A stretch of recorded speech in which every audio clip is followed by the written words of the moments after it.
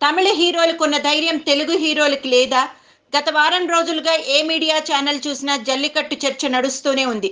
Supreme court దీని మీద ban విధించడంపై ఇటు నిరసనలు వ్యక్తం అవుతూ ఉండగా, పెటాకీ అంబాసిడర్గా వ్యవహరిస్తున్న త్రిషాపై జల్లికట్టు మద్దతుదారులు చేసిన రౌండప్ దాడి వలన పేటాపై కూడా అందరి దృష్టి మళ్లింది.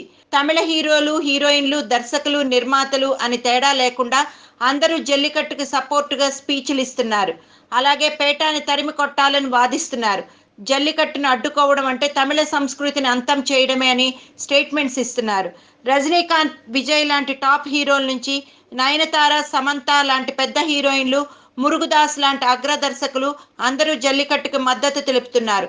తమిళనాడు అంతటా సుప్రీంకోర్టు తీరుపై నిరసన వ్యక్తం అవుతుంటే వారిని సపోర్ట్ చేస్తూ సినిమా వాళ్ళంతా నేషనల్ మీడియాలో తమ గొంతు వినిపిస్తున్నారు. ఇదే వీరికున్న ఐక్యత, ధైర్యం. ఇక తెలుగు సినిమా వాళ్ళు ఉన్నారు. ఆంధ్రప్రదేశ్కి స్పెషల్ స్టేటస్ విషయంలో అన్యాయం జరిగింది అంటూ ప్రజలు మొత్తుకుంటే పవన్ తప్ప ఎవరూ నోరు మెదపలేదు. తమిళ హీరోలాగా తమ ఆక్రోశాన్ని, నిరసనని దేశం మొత్తం వినిపించేలా మాట్లాడడం పక్కన పెడితే కనీసం తెలుగు రాష్ట్రాల వరకైనా వారి వాదన వినబడలేదు. అసలు ఎవరైనా సరిగ్గా మాట్లాడితే కదా ఇలా ఎందుకు?